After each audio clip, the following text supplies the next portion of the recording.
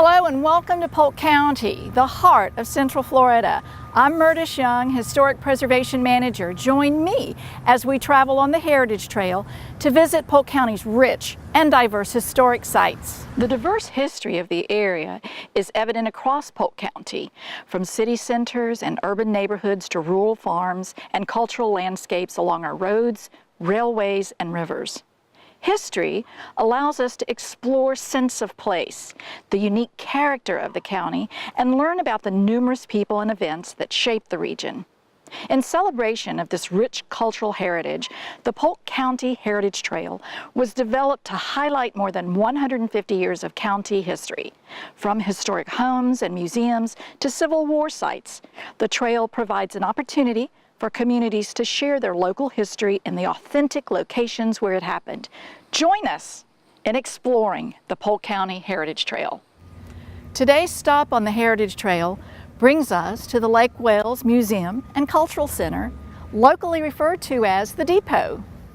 Establishment of the Lake Wales Land Company in 1911 began the settlement of this area known as the Crown Jewel of the Scenic Highlands. Sensing that this newly developed area was a good location, the Atlantic Coastline Railroad added Lake Wales to the Haines City route, even though it was sparsely populated. The first depot building, built in 1911, was a white wood frame structure. Because transportation was available along with a natural supply of good pine trees, the Lake Wales Land Company chose to build a turpentine still for their naval store business. A second line was added in 1926. The railroad opened up Lake Wales for developers, settlers, and tourists, transforming this native wilderness into a growing hamlet. In 1928, the Atlantic Coastline Railroad built a more modern structure here on the embankment of the scenic highway. This distinctive building with pink stuccoed walls, parapets, and red barrel-tiled roof was constructed by the R.W. Burroughs Company following the then popular Mediterranean style. In 1938, additions were made to the depot, a loading platform and a freight room. The boom time ended with the advancing economic depression and came back following World War II. By 1954, all passenger service to Lake Wales was halted. Freight service shifted to the West Lake Wales Station in 1974. Trains no longer stopped at the depot. A few items remain from the original structure: the ticket window and the freight depot Y-bracket support structures. The 1976 Bicentennial Commission organized the Historic Lake Wales Society. This group received the depot building from the Seaboard Coastline Railroad, giving it a new designation as a cultural museum. The preserved structure was added to the National Register of Historic Places in 1990.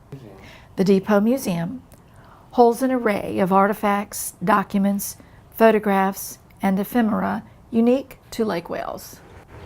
This yellow depot building, originally built in 1916 as the Seaboard Airline Depot, was originally located at the corner of Kissimmee Avenue and Scenic Highway. This rail service delivered passengers and freight from Tampa to the East Coast. This service ended during World War I. In 1975, the railroad company gave the building to the city of Lake Wales, where it was moved to serve as a storage building. This structure was moved to this location in 1993 to become part of the historic corridor. The lovely wrought iron fencing outside the depot has its own history. During the early to mid-1800s, it bordered a Baltimore cemetery, but was taken up during the Civil War when there was a shortage of iron. Two former Baltimore residents came into possession of the fence and brought it to Haines City when they moved here. For a while, the fence adorned their private yard, but they donated it to the American Cancer Society charity event when the historic Lake Wales Society brought it to the developing Cultural Heritage Center. Originally built for the Lake Wales Women's Club in 1920, the Crystal Lodge was located on the parcel near Crystal Lake. It was moved from that lot to make way for expansion of the existing library. Over time, this white wood-framed structure served as home for the Chamber of Commerce and also operated as the city's first lending library. The former home of Lake Wales developer and founder Mr. E.C. Stewart was moved from its original site to this location in 1994 as a part of the city's preservation plan. Known as the Stewart Dunn Oliver House, circa 1905 to 1920, it represents the Florida bungalow style with offset gable roofs and decorative eaves brackets. The Lake Wales Museum and Cultural Center continues to provide a strong sense of place and history of the local community.